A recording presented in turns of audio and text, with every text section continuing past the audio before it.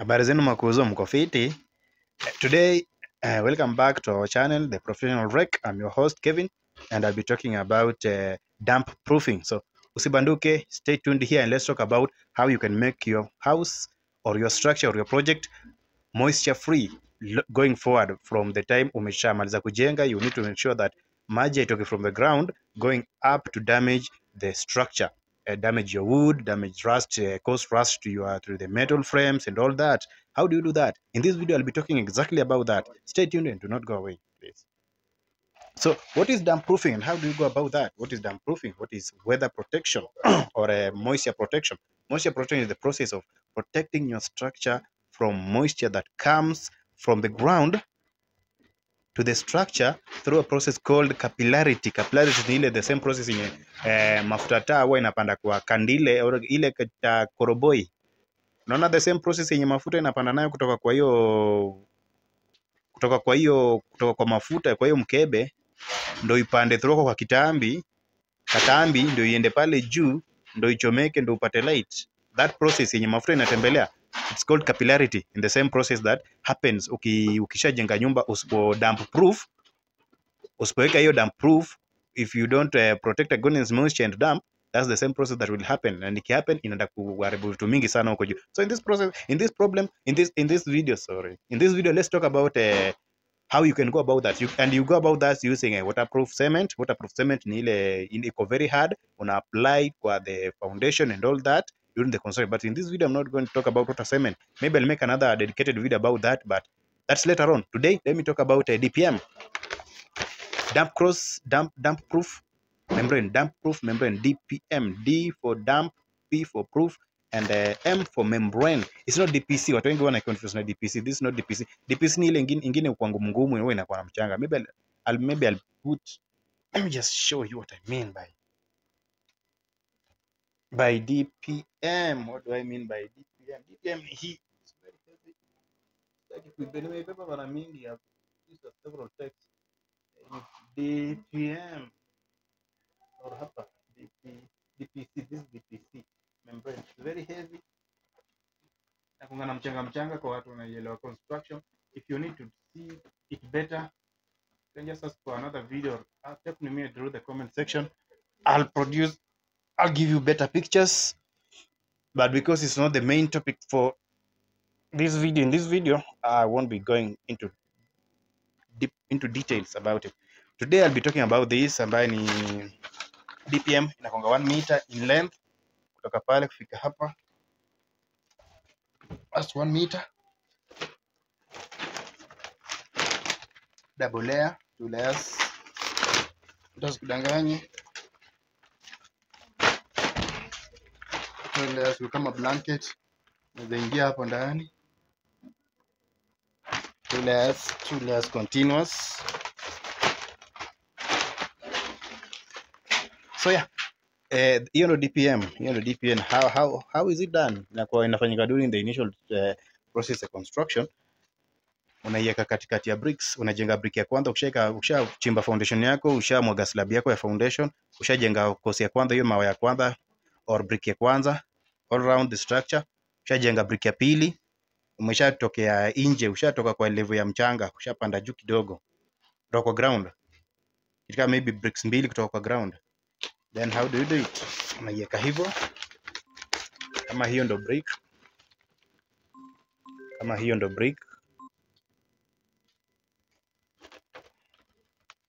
Unaiweka hapo hivyo. Then unafuatisha another brick. So inakuwa katikati ya bricks. 2 bricks. Hiyo inakuwa katikati. So nilikuwa nasema kwamba damp DPM unaweka katikati ya bricks. Once ushajenga your concrete slab, your foundation slab, ushapandisha a few walls, a few layers above the ground. Let's say maybe 2 kama hii ni ground yako. Let's say this is your ground. Ushajenga hii ndo ground level. Ushajenga mawe ya kwanza, mawe ya pili, somewhere like there. Then unaweka damp DPM or damp proof membrane all around the structure before you can continue. So na hii ndo damp course yenyewe. Ni karatasi kawaida, it's just a polythene sheet. Kuna gauges by the way, kuna zingine ziko thin, zingine ziko thick. You want to go with the thick one for best results.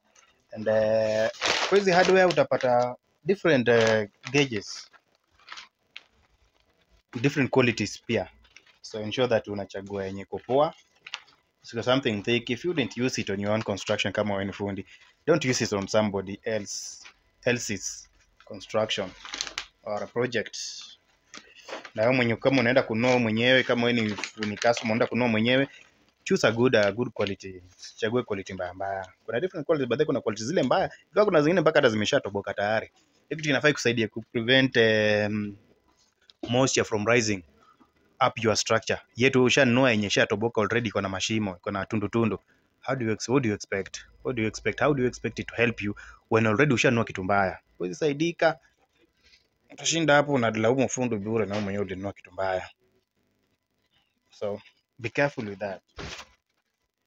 Nishasema about how it's done. Now let's talk about alternatives. Kuna other alternative methods za ku moisture proof or damp proof your project.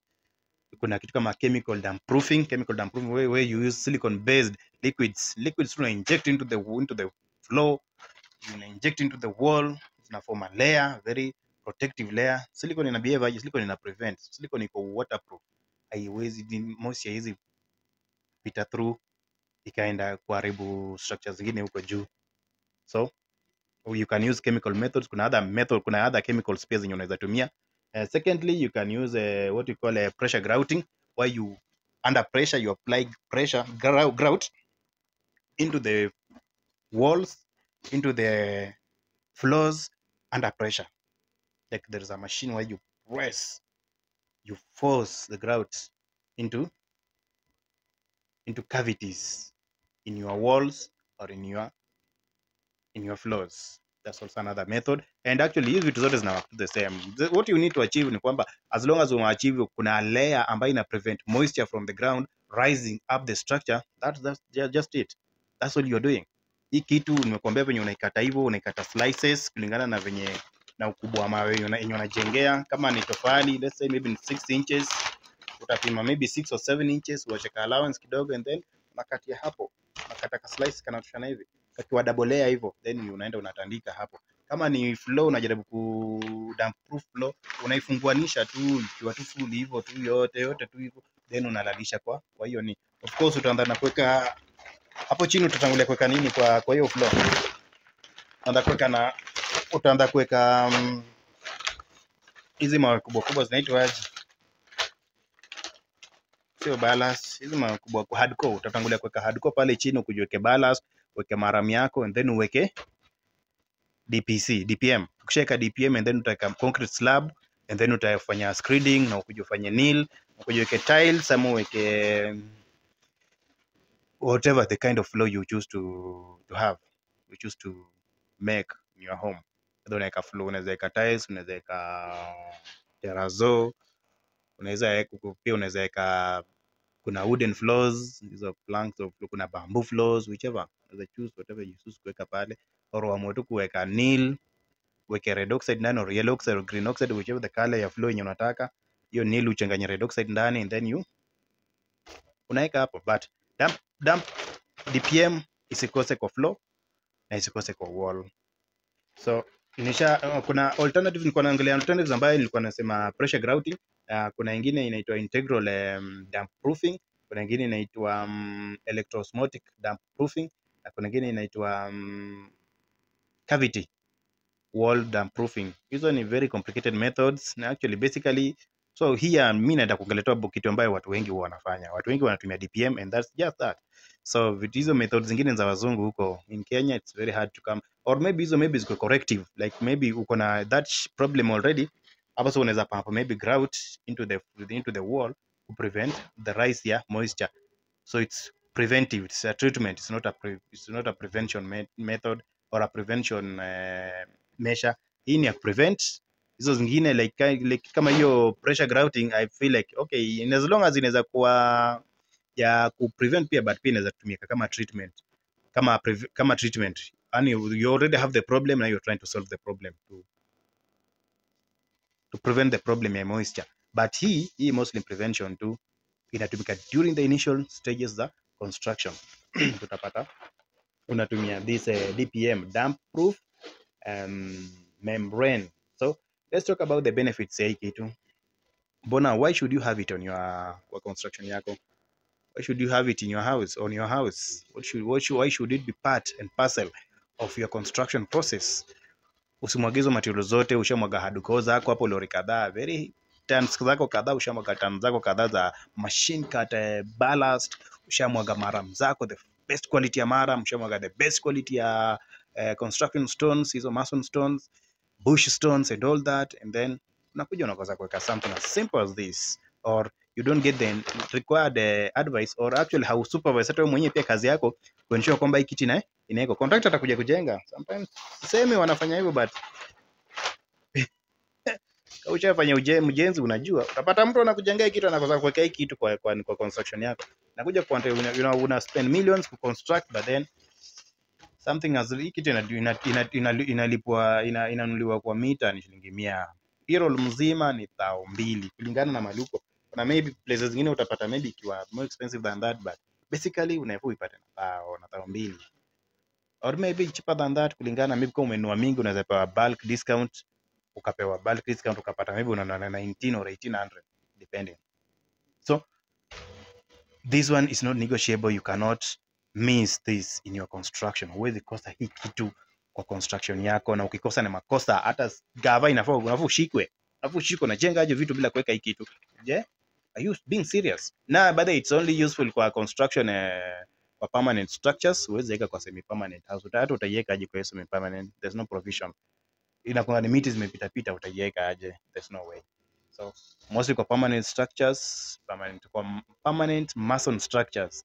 Si metal, sasa metal utapandisha tena aje? Metal maybe hapo chini ulianza na mason rework ndo ukakuja ukaweka metal structures maybe, but naongelea kwa typical or a normal general construction, masonry construction. So what are the benefits? Benefits ya kwamba ni kwamba ina protect against moisture and dampness. Utaki kaa kwa nyumba ambayo iko na moisture tu, unashika kwa floor hivi unaguza maji. You don't want that. No one wants that. Plus kuna so many disadvantages or so many problems that are associated with moisture in the house or on the walls or and in on the floor, ambayo nitakuwa naongelea hapa tu bado huko mbele. So usiende mbali. So ina prevent pia health hazards. Kuna so many health hazards ambazo zinakuwa associated na hiyo moisture kwa nyumba, and then kuna energy efficiency ya nyumba ina reduce. Unaona kama wall iko na maji, do you think hiyo nyumba hata ujaribu kuweka HVAC systems hizo ni air conditioning, do you think ita work kweli? Will it work? No, haita work. Kutakuwa na so much energy inakuwa lost to the environment because hiyo dampness. So energy efficiency ya nyumba pia itafanya nini? Ita drop.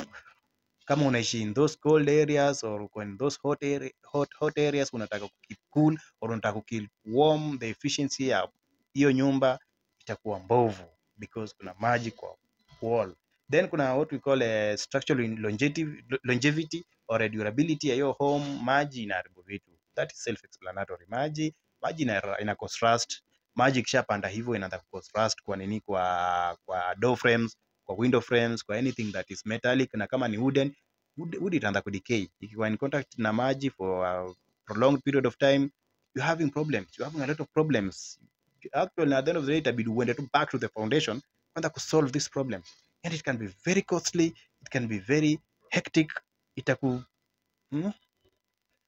Hectic and costly, and itakupea stress bure. Kama wewe ni retiree unataka kujenga nyumba yako, your retirement home, unataka uende utulie pale, so badala ya una think about how to raise your grandchildren, how to be happy, how to spend the time yenye umekuwa left nayo baada ya retirement, to enjoy life, utakuwa stressed up, unataka kufikiria venye, it's a lot of problems. So just prevent the problem before it happens. Then kuna what we call cost savings actually, in conjunction with what I have just said, ya kwamba usipoweka hii damp cost kwa nyumba yako initially during the initial construction processes or phase, utapata kwamba in the long run to rectify this problem it is very expensive. Unaweza kosa unakataa kuspend like let's say 10,000 kununua 5 rolls ya hii kitu uweke kwa nyumba yako vizuri ili prevent moisture in the future, but then kukuja ku reintroduce ukishajenga kuintroduce hii kitu, inamaanisha you have, kama ulikuwa umeweka tiles, utoe tiles zote uredo. That's a lot of work, that's a lot of labor, that's a lot of money you'll be spending. Na kama itakuwa imepanda juu, imeshaharibu paint yako, ishaharibu milango, ishaharibu hizo vitu zote, now you have to buy those things again and still correct this problem. So cost saving, save yourself a lot of money by ensuring that this thing is there. So what can dampness do? Kuwa na maji kwa nyumba, hiyo maji ikirise hivyo kwa nyumba, what can it do? It can do a lot of bad things, and one of them is that it can cause mold.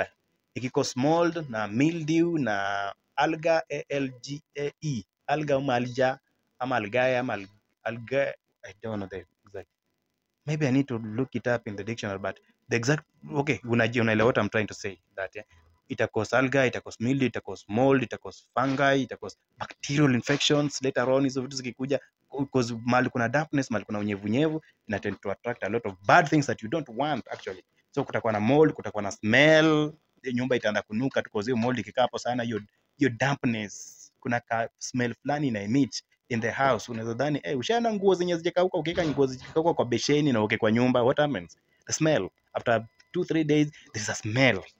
So now imagine you have to live with that smell for the rest of your life, because there's no cure. Once you do this, the alternative, the cure is very expensive.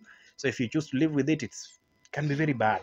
And then utakuwa na stained walls utapata patches, because hiyo magic rise hivyo inaharibu walls, ina cause hiyo paint pia inaanza kutokana, inakubambuka, ina peel, the paint just peels, paint inaharibika, inakuwa inachafuka, inakuwa mambo mbaya tu. Unaanza kwa kama ulimeka wallpaper, very beautiful wallpaper kale imeweka hapo nyuma, inaanza kupata kwa damp, inaanza kupeel. So you're moving from a very good house, a very beautiful, the comfort of your home, to now like nikaa unaishi nje actually, ama nikaa unaishi kwa semi permanent house. To spend so much money to ensure kwamba you live in a good house. Kutakuwa na decaying timber, hiyo maji ikipanda, door frames hapo hivyo zitaanza kufanya decay, na kama ni metal itaanza crust, metal crust for a very long period of time, ina matundu zinaanza kutokana, inakuacha itaribika. So and then kuna a lot of health problems ambazo are associated with the mold or with the moisture na mold na vitu kama hizo. Moisture kwa nyumba tu, because hujaweka DPC, kutakuwa na several health risks or complications ambazo watu wenye occupants wa nyumba wataanza kudevelop, kitu kama allergic reactions, because kuna hizo mold huwa zina behave hivi. Mold ikisha mature inakuwa na pores ni kama seeds, kama pollen grains za mahindi. Hizo pores ikisha mature enough ina rupture. Ikirupture ina release the pores. They are microscopic, huwezi ziona, but they are there in the atmosphere, in the air, they are suspended, they are moving in the air. Na zikimove in the air hivyo, zikipata another place ambayo kuna moisture, zinatulia hapo na zina germinate, then unapata new mold in kuform hapo. So in an open environment like this or outside hizo mold ziko, but in very small quantities zenye haziwezi cause problems. Na kama mold haiko hapo karibu, pia unaweza pata ziko absent in the air. But imagine now kwa nyumba indoors, umefunga mlango, or ni usiku actually you have to close your doors, or hata maybe mchana unaenda job na you have to keep your doors and your windows closed, na hizo mold ziko hapo na zina produce, so zina kibao. Ukikuja jioni you have to unakuja maybe kama it's raining, umekuja kama saa let's say 5, umeingia kwa nyumba, una shower, unakaa hapo kwanza kuwatch TV, una prepare your meals, meka vitu zako, miguu zako hapo juu ya meza, umetulia, but you don't know you're consuming the molds. Hizo molds na cause nini? Allergic reaction. Inaweza develop, or kama uko nayo inaweza get worse. Hiyo pia inaanza cause asthma. Asthma is a respiratory problem or a respiratory disease, which means it affects the respiration system, the nose, the throat ndo ni throat ama nini, esophagus, I don't know, hiyo windpipe all the way to the lungs. Hizo vitu zinakusaidia kupumua. Kuna diseases zake, kuna bronchitis, whichever. Sijui kama unazijua wewe ni doctor, you are in the house, unataka kufanya ujenzi, unajua magonjwa, it's good tuambie hapo kwa comments. but mimi naweza kuambia about construction.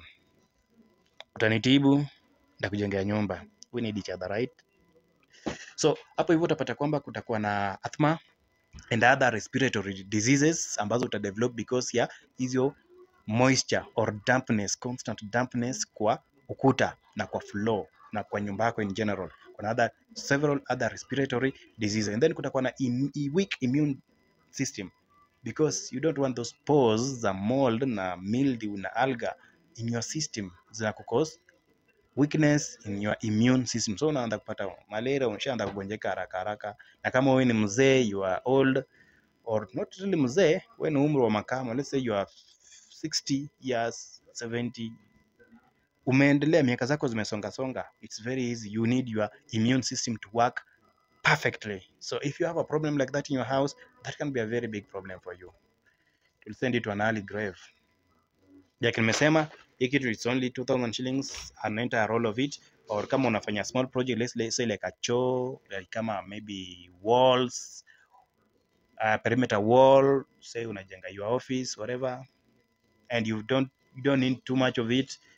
No, kwa choo ndo utahitaji mingi. Choo you need like maybe just kitu pia inapimwa kwa mita inakuwa typically it's 100 shillings or less depending on where you are located. So kama ni 100 shillings, you need like maybe 500 shillings to ensure that you protect 50,000+ worth of investment, because choo, yes ni choo tu, but wewe choo sasa materials zimepanda, simiti ilipanda, ma deformed bars, hizo ma wire mesh, the things that unahitaji kujenga choo, hizo ma waterproof, mchanga, labor, all that, hiyo cost inakuja 50,000+, and then ukose kununua kiti ya 500 shillings ku protect your 50,000.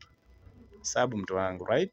So ensure that you have that, and if you have any questions, you have any comment, you have any issue, you have more information, you feel like I didn't mention something that you can maybe mention and talk about in more detail, please feel free to contact me through the comment section, and we will be back here. Natumia we because tunakonga hapa na madam, so or I'll be back here to talk more about whatever you need me to talk about in the comment section. Otherwise, I think that's enough for today about DPM, and I hope that you'll subscribe to my channel, you'll give me that like, na utani share this content so that to educate even more people, but more information about construction and building and construction for a better country, a better future, a better, hata kama si wewe, so maybe umerent nyumba or maybe unafanya biashara yako mahali, hiyo nyumba unataka ikuwe na DPC, kwani DPM, kwani nani ataumia? So uende kaa tena wewe utaumia. So let's share this information, let's share this video, and I'll catch you in the next one. See you.